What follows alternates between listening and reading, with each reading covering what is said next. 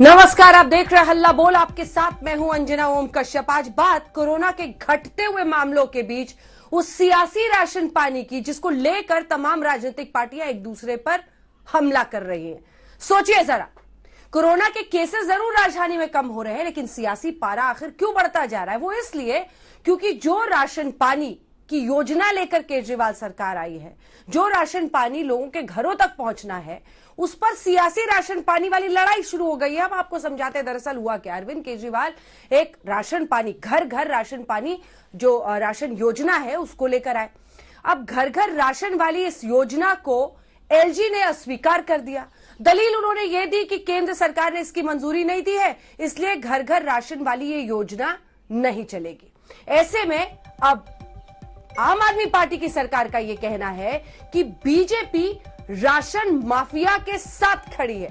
सोचिए किस तरह का सियासी संग्राम इस मुद्दे पर छिड़ गया है, क्योंकि एक तरफ लोगों तक पहुंचने वाले राशन की बात है, घर घर तक पहुंचना है ये राशन, तो दूसरी तरफ बीजेपी और आम आदमी पार्टी की इस लड़ाई के बीच लगता यही है कि आने वाले 3 साल जो बचे हैं वो भी दिल्ली में हम देखेंगे कि सब कुछ आप और बीजेपी की लड़ाई की भेंट चढ़ जाएगा। ये रिपोर्ट देखिए, गौरव भाटिया, राष्ट्रीय प्रवक्ता भारतीय जनता पार्टी के, संजय सिंह, सांसद और प्रवक्ता आम आदमी पार्टी के, हमारे साथ इस पर चर्चा में जुड़ेंगे। राजीव रंजन जी भी जेडीयू से होंगे, रिजू दत्ता भी टीएमसी। लेकिन पहले ये रिपोर्ट।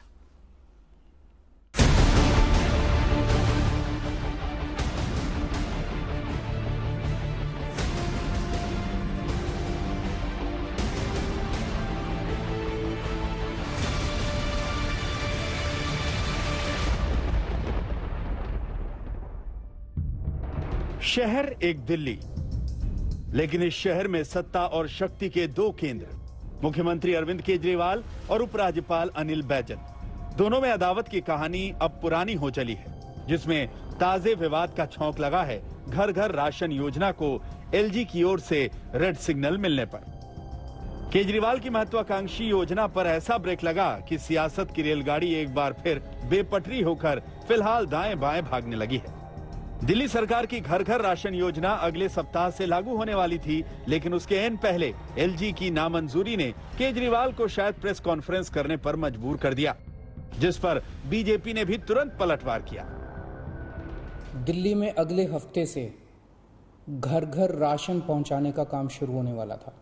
ये क्रांतिकारी कदम होने वाला था और अचानक आपने 2 दिन पहले इसको रोक दिया। बंधुगण, अरविंद केजरीवाल जी ने इस प्रकार से एक पिक्चर पेंट किया कि मोदी जी जो हैं वो दिल्ली की गरीब जनता को जो उनका अधिकार है, उनका राशन है, उससे वंचित रख रहे हैं और डोर टू डोर जो डिलीवरी होनी चाहिए राशन का, कहीं ना कहीं इस डोर टू डोर डिलीवरी को रोकने की कोशिश कर रहे हैं। मित्रों, ऐसा नहीं है। केजरीवाल ने कहा कि उनका मकसद अपना नाम चमकाना नहीं। केंद्र को निशाने पर लेते हुए केजरीवाल ने इशारों इशारों में बीजेपी पर राशन माफिया से मिलीभगत के आरोप लगा दिए। कहा जा रहा है कि तीसरी लहर बच्चों पे भारी पड़ेगी। अगर उनके माता पिता को राशन दुकान पे भीड़ की वजह से कोरोना हो गया तो उनके बच्चे भी तो फिर कोरोना ग्रसित हो जाएंगे। मुझे तो लगता है सर कि कोरोना काल में केवल दिल्ली ही नहीं बल्कि पूरे देश में घर घर राशन योजना तक या घर घर तक राशन पहुंचाने की इस योजना को लागू कर देना चाहिए। ए क्या है? A for advertisement. केवल एडवर्टाइजमेंट करना है, कुछ करना नहीं है। B for blame. हर चीज में मोदी जी आपने ऐसा कर दिया। सी फॉर क्रेडिट। हर चीज में क्रेडिट लेना है जी इनको, बस क्रेडिट। The drama. ई एक्सक्यूजेस, बहाने। हर चीज में आप बहाने देख लीजिए। 24 मई को घर घर राशन योजना पर स्वीकृति के लिए दिल्ली सरकार ने उपराज्यपाल को फाइल भेजी थी, लेकिन उपराज्यपाल ने इसे मंजूरी नहीं दी। 2 वजहें सामने आई। घर घर राशन योजना को केंद्र से मंजूरी नहीं मिली है और योजना को लेकर कोर्ट में केस भी चल रहा है। केजरीवाल के बाद उनके डिप्टी सिसोदिया भी पक्ष रखने के लिए सामने आए। हालांकि राशन डीलर संघ ने केंद्र की सख्ती का स्वागत किया है। उन्होंने पूरी प्रेस कॉन्फ्रेंस में राशन की चोरी का जिक्र नहीं किया। उन्होंने पूरी प्रेस कॉन्फ्रेंस में ये नहीं बताया कि 80, उन्होंने ये तो बोला 80 करोड़ लोगों को राशन मिलता है, लेकिन 80 करोड़ लोग इस देश के जो झेल रहे हैं, राशन मिलता नहीं है, चोरी होता है, समय पे नहीं आता, दुकानें बंद मिलती हैं, तो वो कैसे दूर हो सकता है? उस पर नहीं बोले। राशन की चोरी रोकने में दिलचस्पी नहीं है उनकी, अरविंद केजरीवाल जी को गाली देने में दिलचस्पी है। दिल्ली सरकार क्यों इस तरह से कदम उठाए जा रही है? शराब की घर घर राशन डिलीवरी, घर घर राशन योजना, जबकि हमारे पास में हमारी दुकानों में लगभग दिल्ली के अंदर 2000 राशन दुकानदार कार्यरत हैं। उसके साथ में लगभग 10,000 परिवार इस राशन की दुकानों से जुड़े हुए हैं। कोरोना महामारी के चलते 2020 से अब तक लगातार हफ्ते में 7 दिन राशन की दुकानें खुलती आ रही हैं। इसकी चपेट में हमारे लगभग 15 राशन दुकानदार आके शहीद हो गए हैं। अब तक उनके परिवारों को दिल्ली सरकार की ओर से कोई मुआवजा नहीं दिया गया। और अगर दिल्ली सरकार कहती है कि हम लोग माफिया हैं, तो दिल्ली सरकार की सरकार 7 साल से दिल्ली के अंदर चल रही है, तो उन लोगों ने अब तक क्या कदम उठाए? उन लोगों ने क्या देखा? केजरीवाल और केंद्र में घमासान के बीच घर घर राशन योजना है क्या, ये आपको बताते हैं। इस योजना के तहत दिल्ली में कार्ड धारकों को घरों तक राशन पहुंचाने का प्रावधान है। इस स्कीम के तहत 4 किलो आटा, 1 किलो चावल और 1 किलो चीनी कार्ड धारकों को उनके घर पर दी जाएगी। सवाल है कि कोरोना के इस संकट काल में केजरीवाल सरकार और केंद्र में खींचतान की क्या कोई वजह है? क्या लोगों को मदद पहुंचाने के बजाय सत्ता के 2 केंद्र आपस में झगड़ते ही रहेंगे? सवाल यह भी है कि देश की राजधानी दिल्ली केजरीवाल और केंद्र की सियासी रिंग में आखिर कब तक मार खाती रहेगी। दिल्ली से सुशांत मेहरा और पंकज जैन के साथ आज तक ब्यूरो। आइए चर्चा की शुरुआत करते हैं। गौरव भाटिया जी हमारे साथ जुड़ गए, संजय सिंह जी सांसद और प्रवक्ता नेता आम आदमी पार्टी के हमारे साथ जुड़ गए हैं। मैं सबसे पहले गौरव भाटिया जी आपके पास आना चाहती हूं। लोगों के घरों तक, कार्ड धारकों के घरों तक राशन पहुंचे, इसमें आपकी सरकार को क्या तकलीफ है? उनका कहना है कि आप राशन माफिया के साथ खड़े हैं, इसीलिए कारगर नहीं होने देना चाह रहे आम आदमी पार्टी की चुनी हुई सरकार की ये स्कीम। जवाब दीजिए। अंजना जी, सबसे पहले तो मैं ये कहूंगा कि आज चर्चा का जो विषय होने वाला था कि अनलॉकडाउन शुरू हो रहा है, तो सबसे पहले देश के डॉक्टर्स को, नर्सेस को, सभी को सैल्यूट करते हुए मैं आज के कार्यक्रम की शुरुआत करूंगा कि देश ने बड़ी मजबूती से इस दूसरी जो लहर आई थी उसका सामना किया है। आपने अनाज की बात करी, तो सबसे पहले तो एक बात जान लीजिए, ये देश संविधान से चलेगा, कानून से चलेगा। फूड सिक्योरिटी एक्ट है जिसमें केंद्र सरकार सभी प्रदेशों को अनाज सुनिश्चित कराती है, और प्रधानमंत्री कल्याण योजना है, गरीब कल्याण योजना, इसके तहत आता है। अब इसमें कुछ तौर तरीके हैं, कुछ रेगुलेशंस हैं जिसका पालन हर प्रदेश की सरकार को करना होगा। तो ऐसा तो नहीं है कि अरविंद केजरीवाल जी कानून से ऊपर हैं। अगर उनको लगता है कोई नई योजना की शुरुआत करनी है तो वो अपने कानून नियम ला सकते हैं और वो राशन जनता तक जैसे वो चाहे पहुंचा सकते हैं, लेकिन एक बड़ा घोटाला ना हो जाए, इसको रोकने के लिए पहले से जो प्रबंध किया जाएगा ये सराहनीय है। और मैं 1-2 बिंदु आपके चैनल पे उठा दूं, मेरे साथी संजय सिंह जी यहां हैं, वो उत्तर दे दें। सबसे पहले 72,782 मैट्रिक टन का केंद्र के द्वारा दिल्ली सरकार के लिए कोटा निर्धारित किया गया। इन्होंने सिर्फ 53,000 मैट्रिक टन उठाया है, जो भारतीय जनता पार्टी ने प्रेस कॉन्फ्रेंस में कहा, और उसमें भी केवल 68% ही दिल्ली के नागरिकों तक पहुंचा है। दूसरी बात, अरविंद केजरीवाल जी ने आज कहा सारी तैयारी हो गई थी। तैयारी तो हो ही गई थी, 500-600 करोड़ के इश्तिहारों की तैयारी हो गई थी, एडवांस बुकिंग हो गई थी। अब वो इश्तिहार क्या होगा अरविंद केजरीवाल जी को पता नहीं है। तीसरी बात, अरविंद केजरीवाल जी ने अपनी पीसी में यह भी कहा कि हमने 5 बार अप्रूवल लिया है। संजय सिंह जी यहाँ बैठे हैं, तारीख बता दें, वो अप्रूवल दिखा दें कि अप्रूवल दिया था केंद्र सरकार ने, इसमें तो कोई गलत बात नहीं है।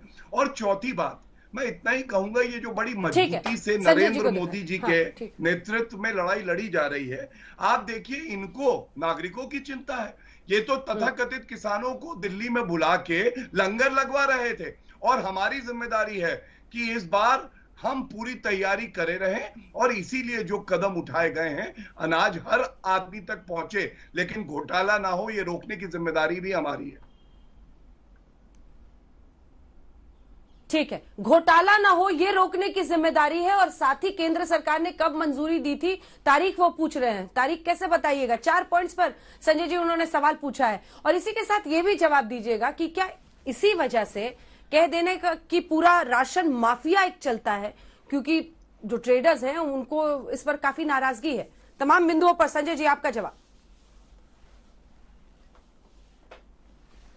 देखिए अंजना जी, ये सर्वविदित सत्य है, और आप इतने सालों से पत्रकारिता में हैं, आप भी जानती होंगी, और गौरव भाटिया जी की मजबूरी है, भारतीय जनता पार्टी के प्रवक्ता हैं, हो सकता है वो स्वीकार न करें, लेकिन पूरा देश जानता है, देश का हर गरीब आदमी जानता है कि राशन माफियाओं के जरिए जो राशन लोगों के लिए निर्धारित होता है गरीब आदमी के लिए, वो उनको मिल नहीं पाता। उसके लिए उनको संघर्ष करना पड़ता है, उसके लिए कोटेदार राशन माफिया मिलकर उनका राशन खा जाते हैं, बेच लेते हैं। ये आज का नहीं, वर्षों का एक सर्वविदित सत्य है जिससे कोई इनकार नहीं कर सकता। दिल्ली की सरकार, अरविंद केजरीवाल जी, हिंदुस्तान की पहली सरकार है आजादी के बाद जिसने एक अनोखी पहल की, और वो अनोखी पहल क्या है कि आपके घर में आपके कोटे का निर्धारित राशन पैक्ड होकर हर महीने आपके दरवाजे पर, आपके घर पे पहुंच जाए।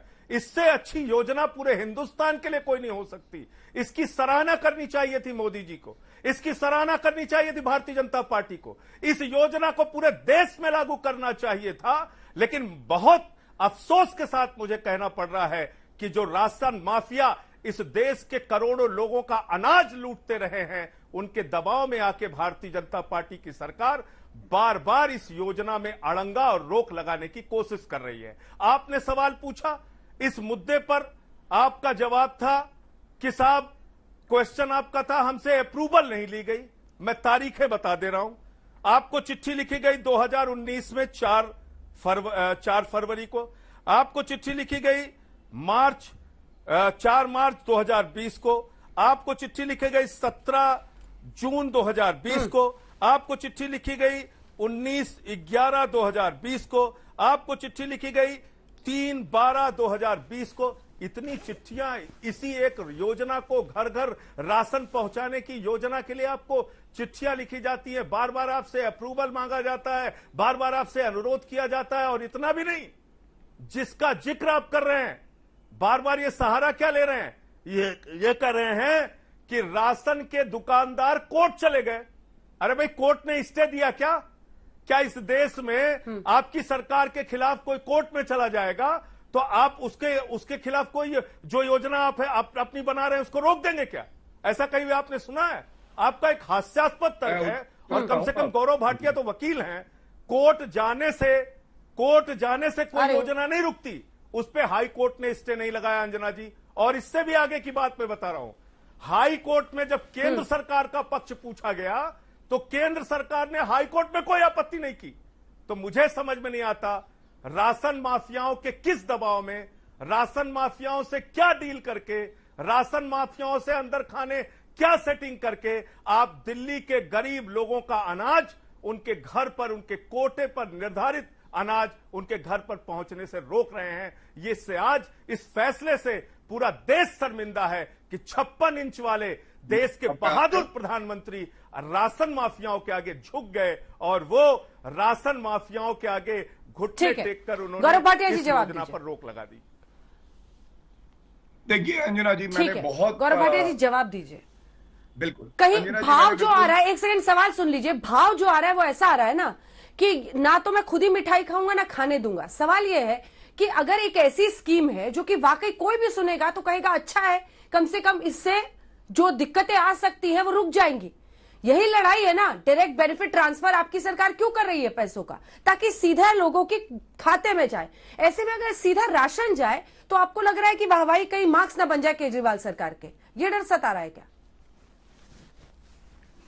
हाँ अंजना जी, सबसे पहले तो देखिए, मैंने एक प्रश्न ये पूछा था, ये केंद्र के कोटे से ही आ रहा है ना, फूड सिक्योरिटी एक्ट में और प्रधानमंत्री गरीब कल्याण योजना में। तो अगर केंद्र के कोटे से आ रहा है तो जो केंद्र के नियम है उसका पालन होगा, इसका उत्तर नहीं मिला।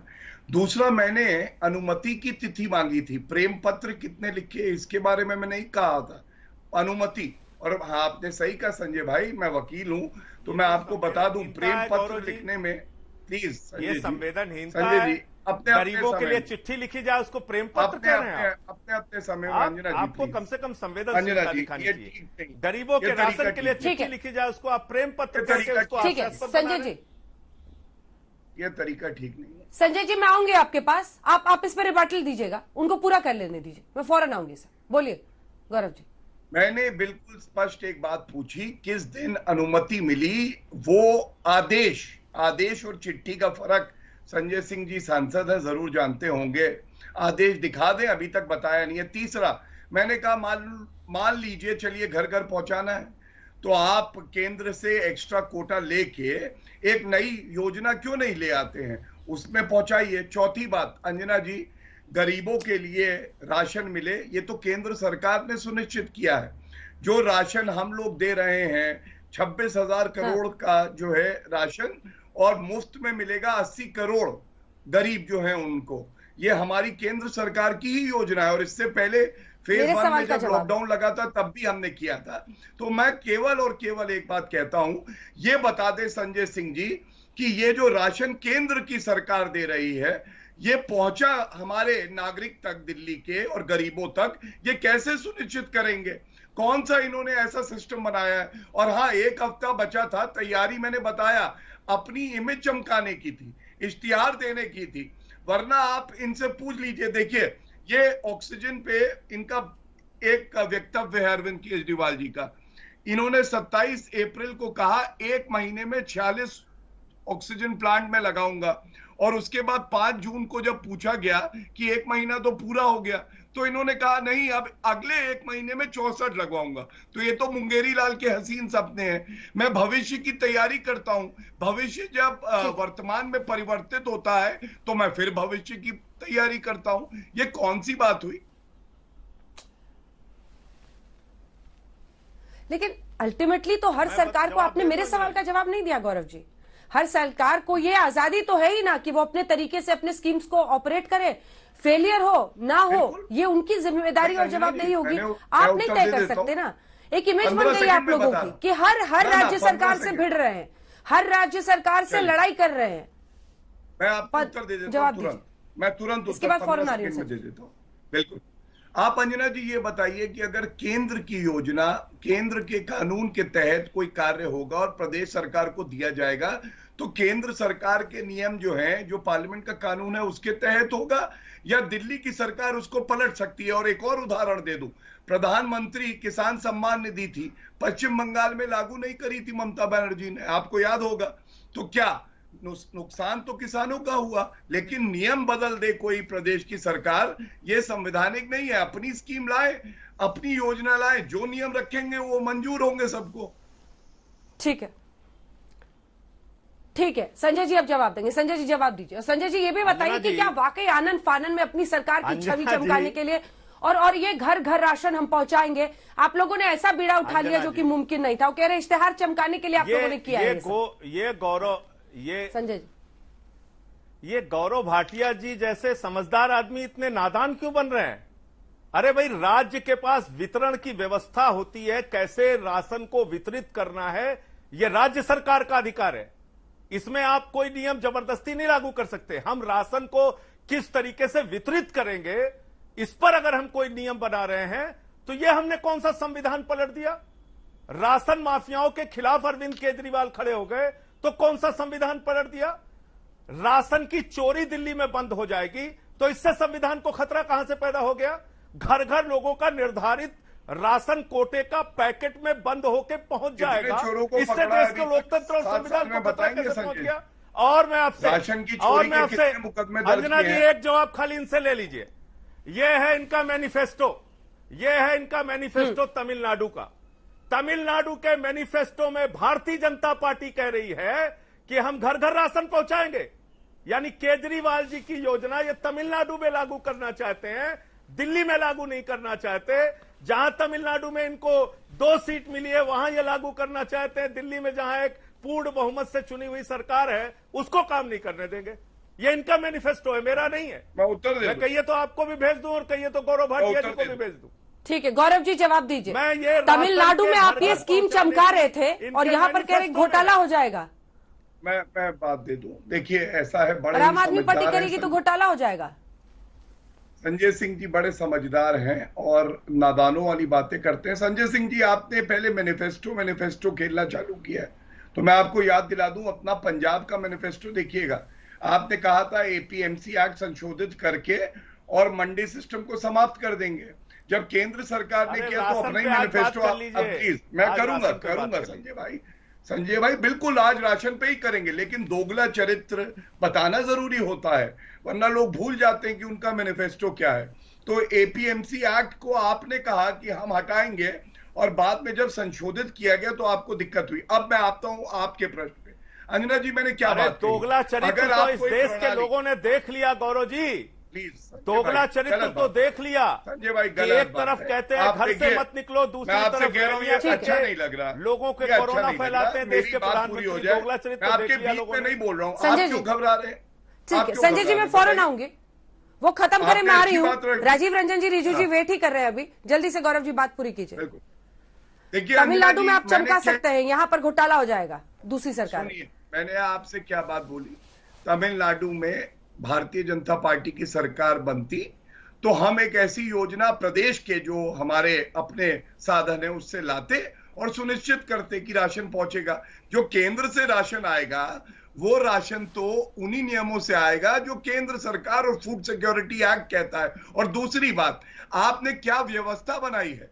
हम तो व्यवस्था बना के देते, आप बता दीजिए। मैं दोबारा आपको कह रहा हूं, मेरा समय ले लीजिएगा संजय भाई, ये बताइएगा कि आपने कितने घोटालेबाजों के खिलाफ कार्रवाई करी और क्या व्यवस्था है जिससे सुनिश्चित किया जाएगा कि केंद्र द्वारा दिया हुआ राशन जो है वो लाभार्थी के पास पहुंच गया है। क्या योजना है बताइए,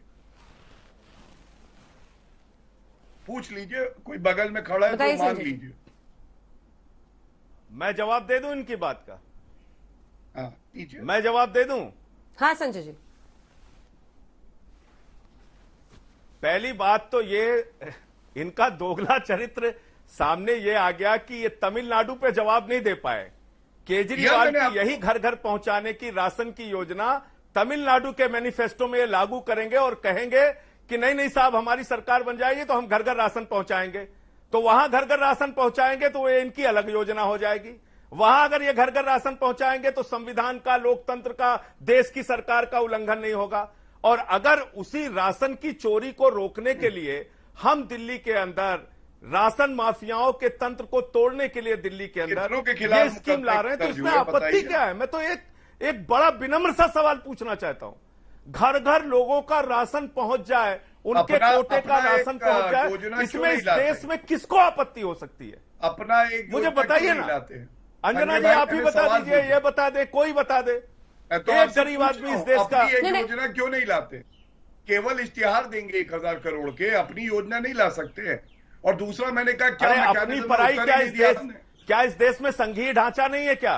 संघीय ढांचा अपनी पढ़ाई क्या है? क्या आप चुन के नहीं आए क्या?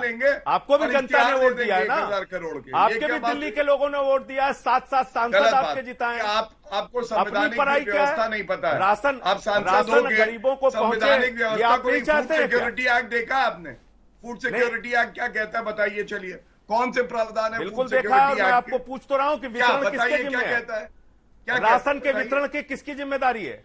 नहीं, अच्छा, जो सरकार के नियम है उनकी अनदेखी प्रदेश की सरकार कर सकती है। कैसी राशन के वितरण की जिम्मेदारी किसकी है बताइए ना आप। मैं आपसे कह रहा हूँ केंद्र सरकार द्वारा राज्य की जिम्मेदारी है। अब राशन का वितरण आप करने नहीं देंगे?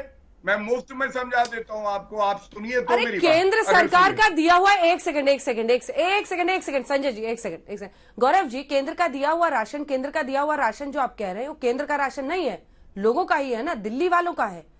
अगर दिल्ली सरकार उसे जिस तरह से बांटे लोगों के घरों तक पहुंचाना चाहे तो ये तो सिंपल लॉजिक है, जो बार बार कह रहे हैं कि अपनी स्कीम लाओ। केंद्र का राशन केंद्र का राशन दिल्ली वालों का है ना। बात रख लूं, सुनिए अंजना जी, आप क्या वितरण पे पॉलिसी बनाने का अधिकार राज्य सरकार का है, उसमें केंद्र का कोई लेना देना नहीं है। प्लीज सुन लीजिए, फूड सिक्योरिटी एक्ट पूरे देश में लागू है अंजना जी। और आपने बिल्कुल सही कहा कि जनता का राशन केंद्र सरकार द्वारा प्रदेश को दिया जा रहा है कि जनता तक पहुंचे। तो क्या गलत है जब मैंने ये प्रश्न किया कि आपकी क्या प्रणाली है सुनिश्चित करने के लिए कि एक और घोटाला नहीं हो जाएगा। 4 करोड़ के जो समोसे खा जाते हैं वो जनता का राशन छोड़ेंगे क्या? अभी तक बताया नहीं। और दूसरी बात, मैंने कहा आप अपनी क्यों नहीं योजना लाते? प्रदेश की सरकारों के पास भी फंड है, आप अपनी योजना लाइए, राशन लीजिए, जैसे भी पहुंचाइए। ठीक है। लेकिन इन सब बातों का कोई उत्तर नहीं दिया जा रहा। केंद्र का राशन लेंगे और घोटाला करेंगे, ये कैसे उचित है? ठीक है, मैं आ रही हूँ संजय जी, एक सेकंड आ रही हूँ। जल्दी से राजीव जी और रिजू जी से एक कमेंट ले लूं। शमशान की ठीक है, बोलिए, लकड़ियां खाली गई, दिल्ली से लखनऊ आ जाइए आप गौरव जी, दिल्ली से लखनऊ आ जाइए गौरव जी, शमशान की लकड़ियां खाली गई यहाँ पे।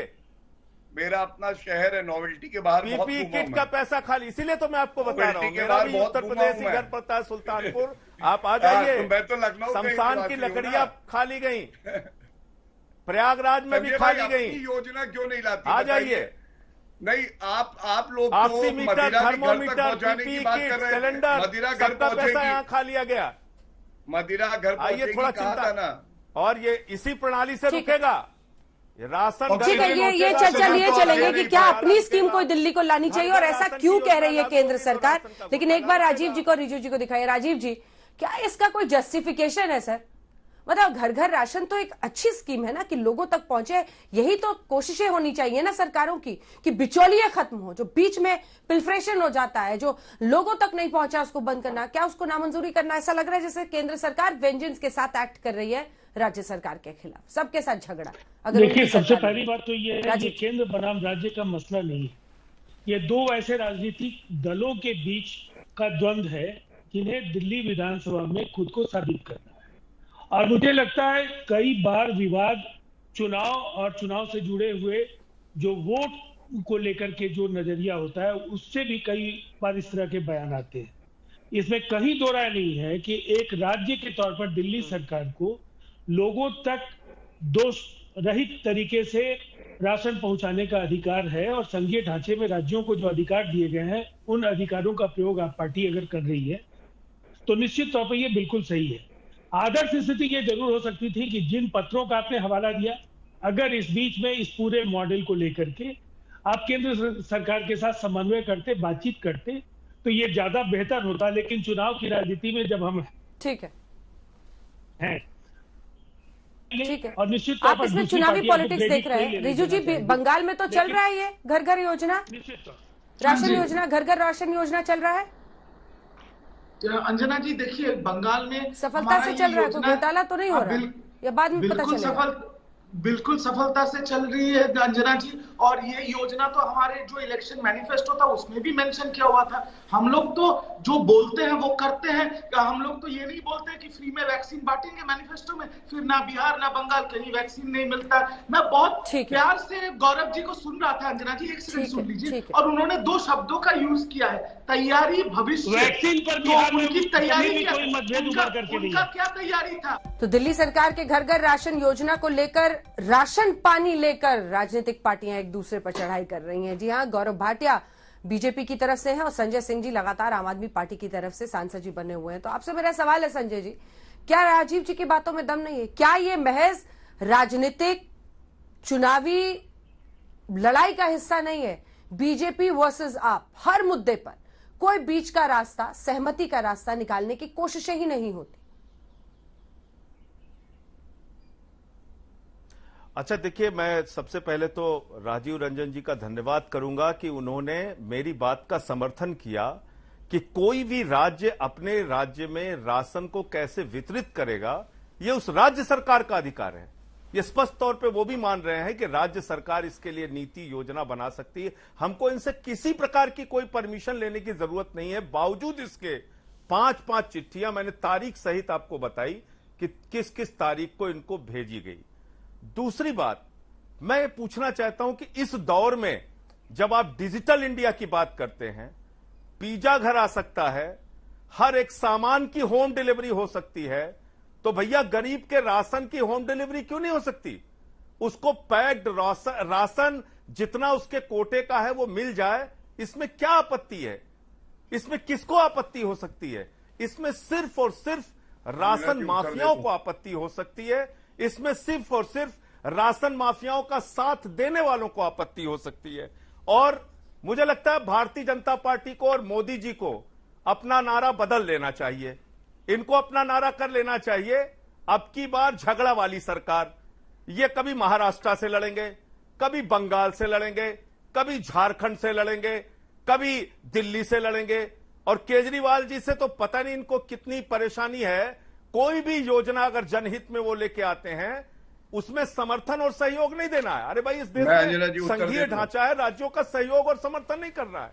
इनको क्या करना है? हर योजना में अड़ंगा डालना है, उस पर रोक लगाने का काम करना है। और एक बात मैं और पूछना चाहता हूं बड़ी विनम्रता पूर्वक अंजना जी, आपके माध्यम से, कोरोना की महामारी का समय चल रहा है, तीसरी लहर का खतरा पूरी दुनिया बता रही है। ऐसे समय में राशन की दुकान पे लाइन लगाकर मां बाप कोरोना लेके अपने बच्चों को संक्रमित करें, इससे अच्छा है कि उनके घर पे पैक्ड राशन उनको मिल जाए। इस योजना से क्या परेशानी और दिक्कत हो सकती है? ये तो कोरोना की महामारी रोकने में भी एक बहुत महत्वपूर्ण और सहयोगी योजना है। इसको भी आप नहीं मानने के लिए तैयार दे दूं तो मुझे लगता है कि हर चीज में दुर्भावना से काम करना और हर चीज में अड़ंगा लगाना वो ठीक नहीं है। ठीक है गौरव जी, क्या आपकी सरकार दुर्भावना के साथ काम करती है नॉन बीजेपी स्टेट्स के साथ? क्या राज्य, पूरे देश में एक भी ऐसा नॉन बीजेपी शासित राज्य है जिससे आप लोगों का समन्वय अच्छा हो? सबसे लड़ाई किचकिच। हाँ, मैं इसी से शुरुआत करता हूं। आप बताइए, समन्वय अच्छा नहीं होता तो ओडिशा के मुख्यमंत्री शरद पवार जी, उद्धव ठाकरे जी, अरविंद केजरीवाल जी क्यों तारीफ करते मोदी जी की कि पूरा साथ दिया? और मैं अब कुछ अहम बिंदु उठा रहा हूं। संजय जी एक ही बात बार बार कह रहे हैं, उससे वो सत्य नहीं हो जाएगी। देखिए, ये सुनिश्चित करने के लिए कि लाभार्थी तक पहुंचे राशन या कोई भी योजना के जो हम लोग चाहते हैं, तो आधार प्रमाणीकरण जो है वो बिहार और यूपी में हो जाता है, लेकिन दिल्ली में आधार का प्रमाणीकरण 0% क्यों है? दूसरा, एक ई पॉइंट ऑफ सेल है, पॉइंट ऑफ सेल इंस्ट्रूमेंट है, आप सुनिश्चित कर सकते हैं कि लाभार्थी तक पहुंचा है। ये बताइए कि दिल्ली में ऐसा क्यों नहीं व्यवस्था बना पाया, जबकि बिहार और उत्तर प्रदेश में ये 95% है। अंजना जी, तीसरी बात, बायोमेट्रिक सिस्टम लाना था 2018 तक, ये सेंट्रल गवर्नमेंट की गाइडलाइन थी। दिल्ली में आज तक नहीं आया, क्यों नहीं आया? चौथी बात, फूड सिक्योरिटी एक्ट का सेक्शन 7 पढ़िएगा संजय जी। वो मालूम है अंजना जी क्या कहता है कि जो भी योजनाएं केंद्र की होंगी फूड सिक्योरिटी एक्ट के तहत, प्रदेश की सरकारें पालन करते हुए गाइडलाइंस का ही वितरण कर सकती हैं। सेक्शन 7 पढ़ लीजिएगा। और जहां तक बात है कि घर तक राशन पहुंचे, कोविड का समय है, संजय जी आपकी बात से तो मैं सहमत हूं। ये जो तथाकथित किसान जब दिल्ली कूच कर रहे थे, अरविंद केजरीवाल जी कह रहे थे इंटरनेट देंगे, लंगर लगाएंगे, दिल्ली आओ, कोविड फैलाओ, तब ये लागू नहीं होता था। और मदिरा की दुकानों के बाहर जो आपने पहले खोल दी थी और किस तरह की कतारें थी और कोई कोविड गाइडलाइन का पालन नहीं हो रहा था, तब आपको नहीं याद आया। मैं पुनः एक बार कहूंगा, व्यवस्था बनाइए। और जब केंद्र की सरकार और संविधान एक प्रणाली देता है, आप याद करिए अंजना जी, इन्होंने क्या कहा था कि बाहरी आके दिल्ली में इलाज नहीं करा सकते, और उसके बाद एलजी साहब थे जिन्होंने कहा ये गलत होगा, ये आप डिफरेंशिएशन कर रहे हैं, भेदभाव कर रहे हैं नागरिकों के साथ। सर्वोच्च न्यायालय ने भी यही बात कह दी थी। तो ये चेक्स एंड बैलेंसेस हैं। और सबसे बड़ा, अगर कोई राशन माफियाओं के साथ खड़ा है तो ऐसा लगता है अरविंद केजरीवाल चाहते हैं कि ये राशन इधर उधर जाए और राशन माफियाओं तक पहुंचे, और अरविंद केजरीवाल जी सबसे बड़ा घोटाला भारत का कर सके यहाँ पे, उसको रोकने के लिए केंद्र सरकार और एलजी प्रतिबद्ध है। ठीक है, संजय जी से 2 सवाल। संजय जी, ये आपने कहा कि थर्ड वेव की आहट में आप लोग चाह रहे हैं कि घरों तक पहुंचे ताकि लोग नहीं हो, लेकिन शराब की दुकानों में भी जो व्यक्ति जाएगा, अगर पिता होगा तो बाल बच्चों को, घर में परिवारों को पहुंचेगा कि नहीं पहुंचेगा संक्रमण, या खाली राशन की दुकान में संक्रमण फैलता है? दूसरा सवाल, क्या सिस्टम आपने बनाया, ये जो वितरण का है, ये कौन से लोग होंगे, क्या पूरा जो आपने सिस्टम बनाया है, अगर हमारे दर्शकों को एक बार समझा दें कि किसके तहत और कौन से लोग होंगे जो घरों में जाके राशन पहुंचाएंगे, और क्या माध्यम होगा, तरीका क्या है, मोडस? देखिए, मैं पहली बात का इनको जवाब दे दूं। पहली बात तो जब ये लोग बार बार दारू की दुकान बोलते हैं तो योगी जी को भूल जाते हैं ये लोग। योगी जी के राज्य में आइए, आप तो लखनऊ के हैं, आइए देखिए किस तरीके से पूरे लॉकडाउन में दारू खुलेआम बिकी है। यहां पे दारू की दुकानों पे कितनी लंबी लंबी कतारें लगी हैं, आके देखिए गौरव भाटिया जी। और यहां दारू की दुकान पे भी कतारें लगी, यहां शमशान घाटों पे भी कतारें लगी, यहां शमशान में लकड़ियां लोगों को नसीब नहीं हुई। आप आकर देखिए, इसी अलीगढ़ में उत्तर प्रदेश के अंदर 105 लोगों की जान जहरीली शराब से हो गई। देसी ठेके की दुकान से जो सरकार आवंटित करती है, उस सरकारी ठेके की दुकान से 105 लोगों की जान चली गई। और 11 महीने में 161 लोगों की सरकारी हत्या में इसको कहूंगा उत्तर प्रदेश में शराब के कारण हुई है। आप लोग एक नकली राशन पे बात हो रही है, आप एक नकली मुद्दा लेके खड़ा हो जाते हैं। और किसान से आपको पता नहीं क्या समस्या है। जब भी कोई बात करिए, किसान क्यों आ गए, किसान क्यों आ गए, किसान आपकी कमियों की वजह से आ गए, किसान आपके नाकारेपन की वजह से आ गए, किसान आपने जो पूंजीपतियों के साथ मिलकर घोटाले करने की योजना बनाई उसके कारण से यहां आ गए। उनको अच्छा नहीं लग रहा है कि वो ठंडी में, गर्मी में, बरसात में सड़क के नीचे खुले आसमान में बैठे हुए हैं। आपकी नाकामियों की वजह से किसान उत्तर दे दूं। कई महीनों से बैठा हुआ है। लेकिन आप हिटलर शाही, तानाशाही में इतने नशे में चूर हैं कि आपको उन गरीब किसानों के मुद्दे दिखाई नहीं पड़ते, उनका दर्द दिखाई नहीं पड़ता। राज्यसभा के अंदर जबरन आपने सारे मुद्दों को पीछे करके, सारे लोकतंत्र का गला घोट के, कम नंबर होने के बावजूद उसको जबरन पास किया। किसानी बिल को वापस ले लीजिए गौरव भाटिया जी। किसी किसान को शौक नहीं है दिल्ली के आसपास आके बैठने का, वो अपने घर वापस चले जाएंगे। बार बार उनका मजाक उड़ाना किसानों का, इस देश के अन्नदाताओं को बार बार चिढ़ाना, उनको मजाक उड़ाना, उनको अपमानित करना, वो नहीं बताएंगे, अच्छा नहीं है। और घोटाले की बात आप कर रहे हैं, सिस्टम क्या होगा की बात आप कर रहे हैं। आपकी किसानी पर आप अच्छा बोलते हैं संजय जी, एक दिन टाइम दे दीजिए, 1 घंटा उस पर बहस कर लेंगे। ठीक है, हमारी सरकार, हाँ सिस्टम बताइए। वो छेड़ रहे हैं ना, मैं तो नहीं बोल रहा हूं अंजना जी, उन्होंने किसान का मुद्दा लिया बीच में। राशन वितरण के लिए तमाम एजेंसीज के जरिए घर पैकेट पहुंचाने की पूरी योजना है। जितना जिसके कोटे में निर्धारित राशन होगा, पैक्ड राशन उनके घर पर पहुंचाया जाएगा। और इसकी पूरी योजना सरकार ने तैयार करके उसको लागू करने की योजना बनाई थी। बावजूद इसके आपने 2 दिन पहले उस योजना को रोका, और इसलिए रोका क्योंकि आप राशन माफियाओं के दबाव में काम करते हैं। 56 इंच के सीने वाले हमारे प्रधानमंत्री आदरणीय नरेंद्र मोदी जी, उनका सच पूरे देश के सामने आ गया कि उनको गरीब के घर में राशन पहुंच जाए, ये मंजूर नहीं है। राशन माफिया उत्तर दे दूं अंजना जी, उनका कारोबार चलता रहे, उनकी चोरी चलती रहे, वो ज्यादा जरूरी है। ठीक है, ठीक है, गौरव जी जवाब दीजिए। सीधे 56 इंच से जोड़ रहे हैं राशन के पैकेट को। आज की चर्चा का सारांश क्या है मैं बता दूं। आप अपनी स्कीम क्यों नहीं ला सकते, नहीं बताएंगे। आपकी परमिशन की डेट क्या है, वो आदेश का फैसले का क्या है तिथि, वो नहीं बताएंगे। वितरण प्रणाली क्या है, वो हम नहीं बताएंगे।